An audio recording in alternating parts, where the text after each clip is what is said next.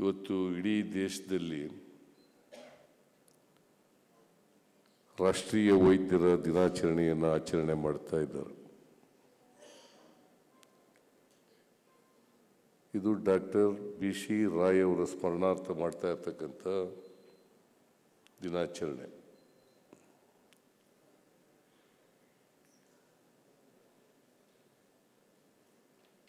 ನಾನು ಈ ಸಂದರ್ಭದಲ್ಲಿ ರಾಜ್ಯದ ಜನರಿಗೆ ಮತ್ತು ಎಲ್ಲ ವೈದ್ಯ ವೃತ್ತಿಯಲ್ಲಿರ್ತಕ್ಕಂಥ ವೈದ್ಯರಿಗೆ ರಾಷ್ಟ್ರೀಯ ವೈದ್ಯರ ದಿನಾಚರಣೆಯ ಶುಭಾಶಯಗಳನ್ನು ಕೋರಲಿಕ್ಕೆ ಬಯಸ್ತಾ ಇದ್ದೇನೆ.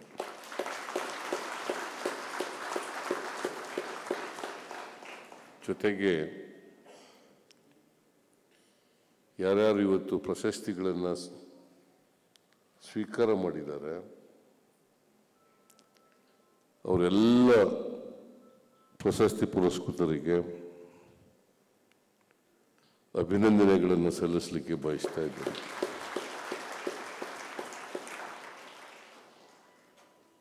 ಪ್ರಶಸ್ತಿ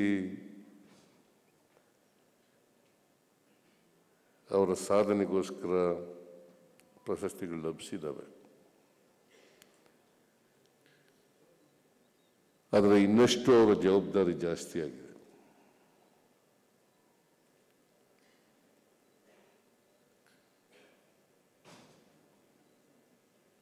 ಜೊತೆಗೆ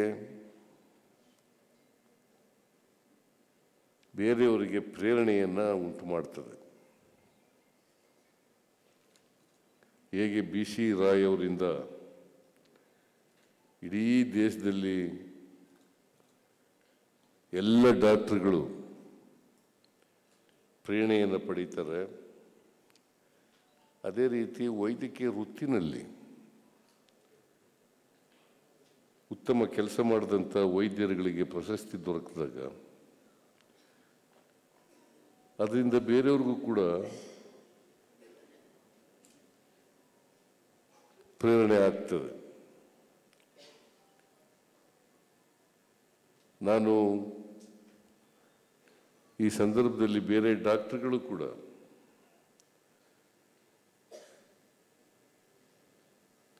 ಪ್ರಶಸ್ತಿಗಳನ್ನು ಪಡೀಲಿಕ್ಕೆ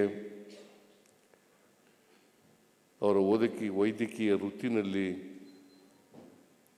ಉತ್ತಮ ಸೇವೆಯನ್ನು ಮಾಡಲಿ ಅಂತೇಳಿ ನಾನು ಆಶಿಸ್ತೇನೆ.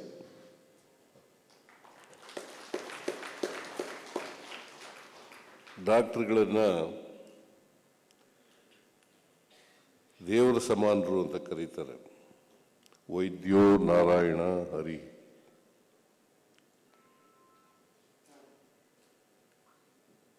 ಇವರು ಯಾರು ದೊರೆಯವರು ಹೇಳಿದ್ರು, ತಂದೆ ತಾಯಿಗಳು ಜನ್ಮ ಕೊಡ್ತಾರೆ, ಆದರೆ ಡಾಕ್ಟರ್ಗಳು ಮರುಜನ್ಮ ಕೊಡ್ತಾರೆ ಅಂತೇಳಿ ಹೇಳಿದ್ರು.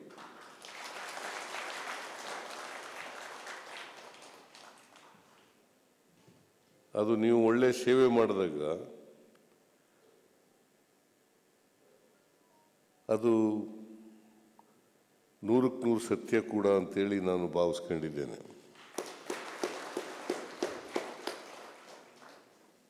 ರಾಷ್ಟ್ರದಲ್ಲಿ ಒಂದು ದೊಡ್ಡ ಸಂಕಷ್ಟ ಒದಗಿತ್ತು. ಕೋವಿಡ್-19 ರೋಗ ಬಂದಿತ್ತು.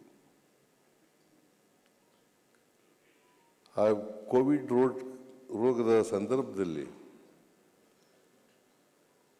ತಮ್ಮ ಜೀವವನ್ನು ಪಣ ಇಟ್ಟು ಅನೇಕ ಡಾಕ್ಟರ್ಗಳು ಕೋವಿಡ್ ರೋಗಕ್ಕೆ ತುತ್ತಾಗಿದ್ದಂಥ ರೋಗಿಗಳ ಸೇವೆಯನ್ನು ಮಾಡಿರ್ತಕ್ಕಂಥದ್ದನ್ನು ಕಣ್ಣಾರೆ ನಾವು ನೋಡಿದ್ದೀವಿ. ಅದು ಅವರ ಸೇವೆ ನಿಜಕ್ಕೂ ಕೂಡ ಶ್ಲಾಘನೀಯವಾದದ್ದು ಅಂತಕ್ಕಂಥದ್ದನ್ನು ಈ ಸಂದರ್ಭದಲ್ಲಿ ಹೇಳಲಿಕ್ಕೆ ಬಯಸ್ತೇನೆ. ಒಬ್ಬ ರೋಗಿ ಸಾವಿನಿಂದ ಪಾರಾದರೆ, ಬದುಕಿದ್ರೆ, ಡಾಕ್ಟರಿಂದ ಬದುಕಿದ್ರೆ ಬಹುಶಃ ಜೀವನ ಪರ್ಯಂತ ಡಾಕ್ಟರ್ ನೆನ್ಕೋತಾರೆ.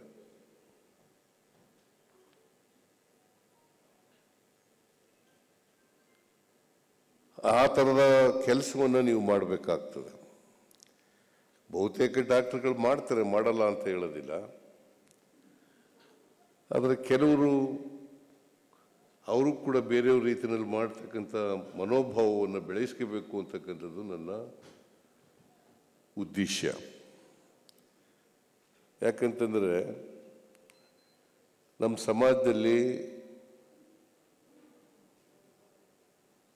ತಾರತಮ್ಯ ಇದೆ. ಬಡವರಿದ್ದಾರೆ, ಶ್ರೀಮಂತರಿದ್ದಾರೆ. ಶ್ರೀಮಂತರು ದುಡ್ಡಿರೋರು, ಅವ್ರಿಗೆ ಆರೋಗ್ಯ ರಕ್ಷಣೆ ಮಾಡ್ಕೊಳ್ಳೋದು ಅಷ್ಟು ಕಷ್ಟದ ಕೆಲಸ ಅಲ್ಲ.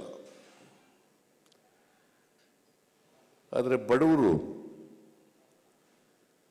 ಆರೋಗ್ಯ ರಕ್ಷಣೆ ಮಾಡ್ಕೊಳ್ತಕ್ಕಂಥದ್ದು ಒಂದು ಕಷ್ಟದ ಕೆಲಸ.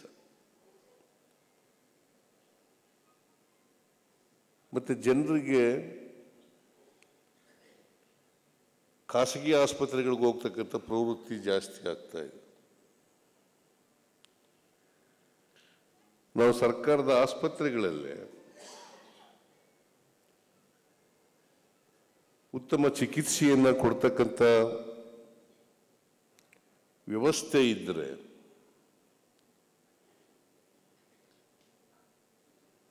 ಅದಕ್ಕೆ ಬೇಕಾದಂಥ ತಜ್ಞ ವೈದ್ಯರಿದ್ದರೆ ಖಾಸಗಿ ಆಸ್ಪತ್ರೆಗಳಿಗೆ ಹೋಗಬೇಕಾದಂಥ ಅಗತ್ಯ ಇರಲ್ಲ. ಸರ್ಕಾರಿ ಆಸ್ಪತ್ರೆಗಳಲ್ಲಿ ಮಾಡ್ತಕ್ಕಂಥವರು ಡಾಕ್ಟ್ರುಗಳೇ, ಖಾಸಗಿ ಆಸ್ಪತ್ರೆಗಳಲ್ಲಿ ಮಾಡ್ತಕ್ಕಂಥವರು ಕೂಡ ಡಾಕ್ಟ್ರುಗಳೇ. ಇವರು MBBS ಓದಿರ್ತಾರೆ, ಅವರು MBBS ಓದಿರ್ತಾರೆ. ಇವರು ಪೋಸ್ಟ್ ಗ್ರ್ಯಾಜುಯೇಷನ್ ಮಾಡಿರ್ತಾರೆ, ಅವರು ಪೋಸ್ಟ್ ಗ್ರ್ಯಾಜುಯೇಷನ್ ಮಾಡಿರ್ತಾರೆ. ಆದರೆ ಈ ಮನೋಭಾವ ಇದೆಯಲ್ಲ, ಖಾಸಗಿ ಆಸ್ಪತ್ರೆಗೆ ಹೋಗಬೇಕು, ಖಾಸಗಿ ಆಸ್ಪತ್ರೆಯಲ್ಲಿ ಉತ್ತಮವಾದಂಥ ಚಿಕಿತ್ಸೆ ಸಿಗ್ತದೆ ಅಂತಕ್ಕಂಥ ಮನೋಭಾವ ಇದೆಯಲ್ಲ, ಈ ಮನೋಭಾವವನ್ನು ಬದಲಾವಣೆ ಮಾಡ್ತಕ್ಕಂಥ ಕೆಲಸ ಆಗಬೇಕು. ಸರ್ಕಾರ ಬಹಳಷ್ಟು ಹಣ ಖರ್ಚು ಮಾಡ್ತದೆ. ಒಂದು ಸಮಾಜದ ಪರಿವರ್ತನೆ ಆಗಬೇಕಾದ್ರೆ, ತಾರತಮ್ಯ ಹೋಗ್ಬೇಕಾದ್ರೆ ಎಲ್ಲರಿಗೂ ಕೂಡ ಗುಣಮಟ್ಟದ ಶಿಕ್ಷಣ ಸಿಕ್ಕಬೇಕು, ಆರೋಗ್ಯ ಸೇವೆ ಸಿಕ್ಕಬೇಕು, ವಸತಿ ದೊರಕಬೇಕು, ಅನ್ನ ಕೆಲಸ ಎಲ್ಲ ಸಿಕ್ಕಬೇಕು. ಅದು ಸಿಕ್ಕಿದಾಗ ಮಾತ್ರ ಸಮಾಜದಲ್ಲಿ ಸರ್ವತೋಮುಖ ಅಭಿವೃದ್ಧಿ ಆಗಲಿಕ್ಕೆ ಸಾಧ್ಯ ಆಗ್ತದೆ. ಸರ್ವತೋಮುಖ ಅಭಿವೃದ್ಧಿ ಆಗದೆ ಹೋದರೆ ಯಾವ ಸಮಾಜನೂ ಕೂಡ ಬೆಳವಣಿಗೆ ಆಗಲಿಕ್ಕೆ ಕಷ್ಟ ಆಗ್ತದೆ. ನಾವೆಲ್ಲರೂ ಕೂಡ, ನಾನು ಯಾವಾಗಲೂ ಹೇಳ್ತಾ ಇರ್ತೀನಿ, ಒಂದು ಮಾತನ್ನು ಜ್ಞಾಪಕ ಇಟ್ಕೋಬೇಕು. ನಮಗೆ ಬಾಬಾ ಸಾಹೇಬ್ ಅಂಬೇಡ್ಕರ್ ಅವರು ಸಂವಿಧಾನ ಕೊಟ್ಟಿದ್ದಾರೆ ನಮ್ಮ ದೇಶಕ್ಕೆ.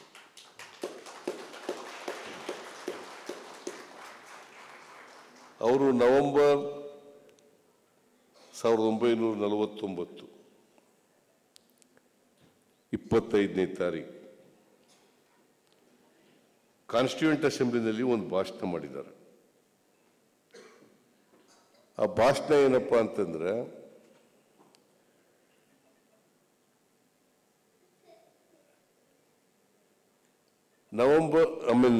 ಜನವರಿ 26, 1950ನೇ ಇಸ್ವಿಗೆ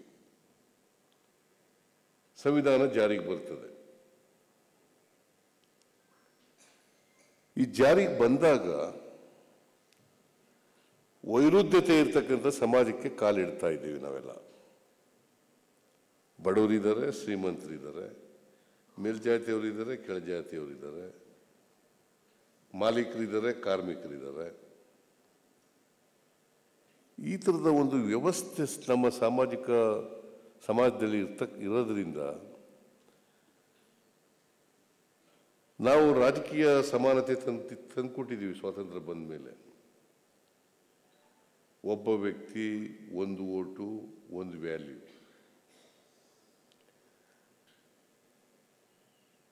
ಆದರೆ ಆರ್ಥಿಕವಾಗಿ, ಸಾಮಾಜಿಕವಾಗಿ ಅದೇ ಪರಿಸ್ಥಿತಿ ಇಲ್ಲ.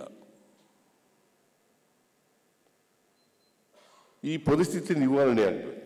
ಆರ್ಥಿಕ ಅಸಮಾನತೆ ಇದೆ, ಸಾಮಾಜಿಕ ಅಸಮಾನತೆ ಇದೆ.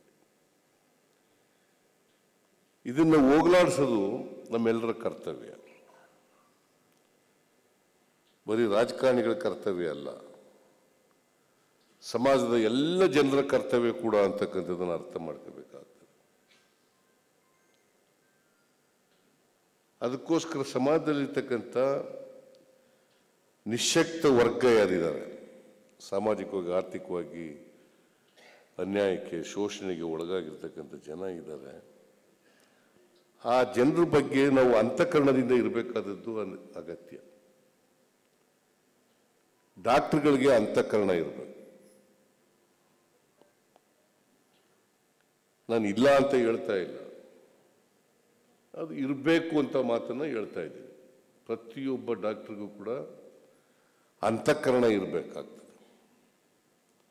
ಅಂತಃಕರಣ ಇದ್ರೆ ನ್ಯಾಯ ಕೊಡಲಿಕ್ಕೆ ಸಾಧ್ಯ ಆಗ್ತದೆ. ಈಗ ಬಹಳ ಜನ ಡಾಕ್ಟರ್ಗಳು MBBS ಓದಿರ್ತಾರೆ, ಸರ್ಕಾರನೂ ಕೂಡ ಸರ್ಕಾರಿ ಕಾಲೇಜುಗಳಲ್ಲಿ ಹಣ ಖರ್ಚು ಮಾಡಿ ಡಾಕ್ಟರ್ಗಳು ಮಾಡಿರ್ತೀವಿ. ಹಳ್ಳಿ ಆಸ್ಪತ್ರೆಗಳಿಗೆ ಹೋಗಿ ಕೆಲಸ ಮಾಡಿ ಅಂತಂದ್ರೆ ಕಾನೂನು ಮಾಡಬೇಕಾದಂಥ ಪರಿಸ್ಥಿತಿ ಬಂದ್ಬಿಡ್ತು ಅಲ್ಲ. ಕಾನೂನು ಮಾಡಿದ್ದೀವಲ್ಲ, ಈಗ ಸುಪ್ರೀಂ ಕೋರ್ಟ್ಗೆಲ್ಲ ಹೋದ್ರು. ಸುಪ್ರೀಂ ಕೋರ್ಟ್ನಲ್ಲಿ ಅವ್ರ ವಾದಕ್ಕೆ ಮನ್ನಣೆ ಸಿಕ್ಕಲಿಲ್ಲ. ಡಾಕ್ಟರ್ಗಳು ಯಾರು ಹಳ್ಳಿನಲ್ಲಿ ವೈದ್ಯಕೀಯ ವೃತ್ತಿ ಮಾಡಲ್ಲ ಅಂತ ಹೇಳ್ತಿದ್ರಲ್ಲ, ಆ ಡಾಕ್ಟರ್ಗಳಿಗೆ ಮನ್ನಣೆ ಸಿಕ್ಕಲಿಲ್ಲ. ಅಲ್ಲಿ ಸರ್ಕಾರ ಮಾಡಿದಂಥ ಕಾನೂನನ್ನು ಎತ್ತಿಡಿದ್ರು ಸುಪ್ರೀಂ ಕೋರ್ಟ್ನವರು. ನಾನು ಯಾಕೆ ಇದನ್ನು ಪ್ರಸ್ತಾಪ ಮಾಡ್ತಾ ಇದ್ದೀನಿ ಅಂದರೆ, ಹಳ್ಳಿಗಡಿನಲ್ಲಿ ಯಾರು ಹೋಗಿ ಕೆಲಸ ಮಾಡೋರು, ಮತ್ತೆ ಹಳ್ಳಿಯಿಂದ ಬಂದಂಥವ್ರೆ ಭಾಳ ಜನ ಡಾಕ್ಟರ್ಗಳಾಗಿರೋರು. ಎಲ್ಲ ಪಟ್ಟಣದಿಂದೇ ಬಂದಿಲ್ಲ ಅಥವಾ ಶ್ರೀಮಂತ ಕುಟುಂಬದಿಂದೇ ಬಂದಿಲ್ಲ.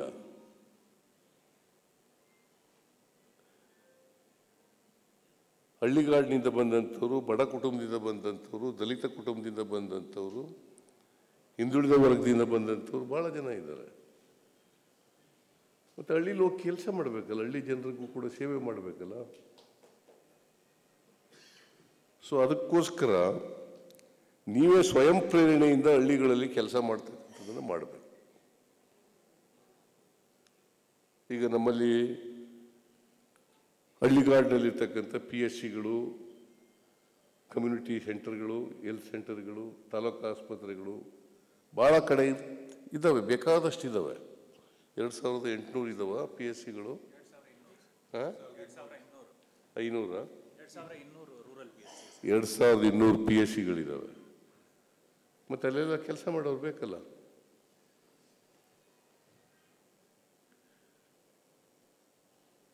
ನಮ್ಮಲ್ಲಿ ಡಾಕ್ಟರ್ಗಳು ಭಾಳ ಜನ ಹಿಂದೆ PSC ಆಸ್ಪತ್ರೆಗಳಲ್ಲಿ ಕ್ವಾರ್ಟರ್ಸ್ಗಳೆಲ್ಲ ಕಟ್ಟಿಸ್ಕೊಟ್ಟಿರ್ತೀವಿ, ಅಲ್ಲಿ ಇರೋದೇ ಇಲ್ಲ. ಮೈಸೂರು ಪಕ್ಕದಲ್ಲಿದ್ದರೆ ಮೈಸೂರಿಗೆ ಹೊರಟೋಗ್ಬಿಡ್ತಾರೆ, ಬೆಂಗಳೂರು ಪಕ್ಕದಲ್ಲಿದ್ದರೆ ಬೆಂಗಳೂರು ಬಂದುಬಿಡ್ತಾರೆ. ಆ ಕ್ವಾರ್ಟರ್ಸ್ಗಳೆಲ್ಲ ಗೆದ್ದಲು ಹಿಡ್ಕೊಂಡು ಎಲ್ಲ ಹಾಳಾಯ್ತವೆ. ಅವು ಪ್ರತಿ ವರ್ಷ ರಿಪೇರಿ ಮಾಡಿಸ್ಬೇಕು. ಈ ಥರದ ಪರಿಸ್ಥಿತಿ ಇದೆ. ನಮ್ಮೂರಿನಲ್ಲಿ ಸಿದ್ದರಾಮನುಡಿ ಅಂತ ಒಂದು ಊರು, ನನ್ನ ಊರು. ಆ ಊರಿನಲ್ಲಿ ಒಂದು ಆಸ್ಪತ್ರೆ ಇದೆ, PSC, ಡಾಕ್ಟರ್ ಕ್ವಾರ್ಟರ್ಸು ಇದೆ, ಆಮೇಲೆ ನರ್ಸ್ ಕ್ವಾರ್ಟರ್ಸು ಇದೆ. ಯಾರು ಉಳ್ಕೊಳ್ಳೋದೇ ಕಡಿಮೆ. ನನಗೆ ಬಂದು ಹೇಳ್ತಾರೆ, ಏನಣ್ಣ ನೀನು ಚೀಫ್ ಮಿನಿಸ್ಟರ್ ಆಗಿದ್ಯಾ, ನಮ್ಮೂರಲ್ಲಿ ಡಾಕ್ಟರ್ಗಳಿರೋದಿಲ್ಲ ಅಂತ ಹೇಳ್ತಾರೆ. ನೋಡಿ ಎಂಥ ಪರಿಸ್ಥಿತಿ, ಇಕ್ಕಟ್ಟಿನ ಪರಿಸ್ಥಿತಿ. ನಮಗೆ ಕಷ್ಟ ಆಗ್ಬೋದು ಸ್ವಲ್ಪ, ಯಾಕಂದ್ರೆ ಹಳ್ಳಿ ಜೀವನ ಕಷ್ಟದ ಜೀವನನೇ. ಆದರೂ ಸಮಾಜದ ಹಿತದೃಷ್ಟಿಯಿಂದ ಈ ಜವಾಬ್ದಾರಿಯನ್ನು ಹೊರಲೇಬೇಕಾಗ್ತದೆ, ಮಾಡಲೇಬೇಕು. Not all doctors, some doctors. ಅದಕ್ಕೋಸ್ಕರ ನಿಮ್ಮ ವೃತ್ತಿ ಇದೆಯಲ್ಲ, ನಿಮಗೆ ತೃಪ್ತಿ ಆಗಬೇಕು. ಈಗ ನಿಮಗೆ ಒಬ್ಬ ರೋಗಿ ಬದುಕಿಸ್ತು ಅಂತಂದರೆ ಅದಕ್ಕಿಂತ ತೃಪ್ತಿ ಇನ್ನೊಂದು ಇದೆಯಾ ನಿಮಗೆ? ಬೇರೆ ಏನು ಇದಕ್ಕಿಂತ ತೃಪ್ತಿ ಇನ್ಯಾವುದೂ ಆಗೋದಿಲ್ಲ. ಒಬ್ಬ ರೋಗಿ ಬದುಕಿಸಿದ್ದೀನಪ್ಪ ನಾನು, ಅವನಿಗೆ ಸಾಯೋದ್ರಿಂದ ಪಾರು ಮಾಡಿದ್ದೀನಿ ಅವನಿಗೆ ಅಂತ ಹೇಳಿದ್ರೆ, ಈಗ ನಿಮಗೆಲ್ಲ ಕೋವಿಡ್-19 ಕೆಲಸ ಮಾಡಿದಂಥ ಅನೇಕ ಡಾಕ್ಟ್ರುಗಳು, ಭಾಳ ಜನ ಡಾಕ್ಟ್ರುಗಳು ಪಾಪ ಅದು ಒಂದು ಸಾಂಕ್ರಾಮಿಕ ರೋಗ ಆದರೂ ಕೂಡ ನಿಮ್ಮ ಜೀವನ ಪಣ ಇಟ್ಟು ಮಾಡಿದಿರಿ, ಕೆಲಸ ಮಾಡಿದಿರಿ. ಅದಕ್ಕೆ ಅವ್ರಿಗೆ ಅಭಿನಂದನೆಗಳನ್ನು ಸಲ್ಲಿಸಲೇಬೇಕಾಗ್ತದೆ. ಅದರಿಂದ ನಾವು ಎಲ್ಲ ಜನರಿಗೂ ಕೂಡ ಆರೋಗ್ಯ ರಕ್ಷಣೆ ಕೊಡ್ತಕ್ಕಂಥದ್ದು ಸರ್ಕಾರದ ಕರ್ತವ್ಯ. ಎಲ್ರಿಗೂ ಗುಣಮಟ್ಟದ ಶಿಕ್ಷಣ ಕೊಡ್ತಕ್ಕಂಥದ್ದು ಸರ್ಕಾರದ ಕರ್ತವ್ಯ. ಎಲ್ರಿಗೆ ವಸತಿ ಇಲ್ಲ ಅವರಿಗೆ ವಸತಿ ಒದಗಿಸ್ಕೊಡ್ತಕ್ಕಂಥದ್ದು ಸರ್ಕಾರದ ಕರ್ತವ್ಯ. ಯಾರಿಗೆ ಊಟ ಇಲ್ಲ ಅವ್ರಿಗೆ ಊಟ ಕೊಡ್ತಕ್ಕಂಥದ್ದು ಸರ್ಕಾರದ ಕರ್ತವ್ಯ. ಯಾರಿಗೆ ಕೆಲಸ ಇಲ್ಲ ಅವ್ರಿಗೆ ಕೆಲಸ ಕೊಡ್ತಕ್ಕಂಥದ್ದು ಸರ್ಕಾರದ ಕರ್ತವ್ಯ. ಇದಕ್ಕೋಸ್ಕರ ಜನ ನಮ್ಮ ಕಡೆ ನೋಡ್ತಾ ಇರ್ತಾರೆ. ನಿರೀಕ್ಷೆ ಭಾಳ ಇರ್ತದೆ. ಜನರ ನಿರೀಕ್ಷೆಗೆ ತಕ್ಕಂತೆ ಕೆಲಸ ಮಾಡಬೇಕಾಗಿರೋದು ಕೂಡ ನಮ್ಮ ಕರ್ತವ್ಯ ಇದೆ. ಬಟ್ ನೀವೆಲ್ಲ ಕೋಆಪರೇಟ್ ಮಾಡಬೇಕಲ್ಲ. ಸರ್ಕಾರದ ವ್ಯವಸ್ಥೆಯಲ್ಲಿ ಕೆಲಸ ಮಾಡ್ತಕ್ಕಂಥ ಎಲ್ಲರೂ ಕೂಡ ಮಾಡುವಾಗ ಈಗ ಬಿ ಸಿ ರಾಯರನ್ನ ಯಾಕೆ ನೆನ್ಕೋತೀವಿ ನಾವು? ಅವ್ರು ಮುಖ್ಯಮಂತ್ರಿ ಆಗಿದ್ರು ಅಂತಲ್ಲ, ಮುಖ್ಯಮಂತ್ರಿ ಆಗಿದ್ದಾಗಲೂ ಕೂಡ 1 ಗಂಟೆ ವೈದ್ಯ ವೃತ್ತಿಯನ್ನು ಮಾಡ್ತಾ ಇದ್ರು.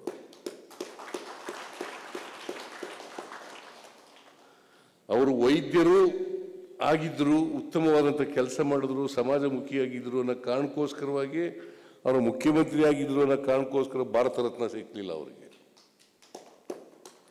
ವೈದ್ಯಕೀಯ ಕ್ಷೇತ್ರದಲ್ಲಿ ಅಪ್ರತಿಮ ಸೇವೆ ಮಾಡಿದ್ರು ಅನ್ನೋ ಕಾರಣಕ್ಕೋಸ್ಕರವಾಗಿ ಅವರು ಸಮಾಜಮುಖಿಯಾಗಿದ್ದರು, ಸಮಾಜ ಸೇವೆ ಮಾಡಿದ್ರು ಅನ್ನೋ ಕಾರಣಕ್ಕೋಸ್ಕರವಾಗಿ ಅವರಿಗೆ ಭಾರತ ರತ್ನ ಅಂತ ಅತ್ಯುನ್ನತ ಪ್ರಶಸ್ತಿ ಸಿಕ್ಕಿರ್ತಕ್ಕಂಥದ್ದು.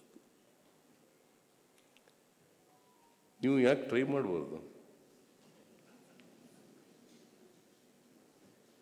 When it is possible to B C Roy, why not to the other doctors? ಎಲ್ಲರೂ ಆಗದೇ ಇರ್ಬೋದು, ಬಟ್ ಪ್ರಯತ್ನ ಅಂತೂ ಮಾಡಬೇಕಲ್ಲ. ಎಲ್ಲರೂ ಮಹಾತ್ಮ ಗಾಂಧಿ ಆಗೋಕ್ಕಾಗಲ್ಲ, ಎಲ್ಲರೂ ಡಾಕ್ಟರ್ ಅಂಬೇಡ್ಕರ್ ಆಗೋಕ್ಕಾಗಲ್ಲ, ಎಲ್ಲರೂ ಬುದ್ಧ ಆಗೋಕ್ಕಾಗಲ್ಲ, ಎಲ್ಲರೂ ಬಸವಣ್ಣ ಆಗೋಕ್ಕಾಗಲ್ಲ. ಆದರೆ ಅವ್ರು ನಡೆದಂಥ ದಾರಿನಲ್ಲಿ ನಡೀತಕ್ಕಂಥ ಪ್ರಯತ್ನ ಮಾಡಬೇಕು.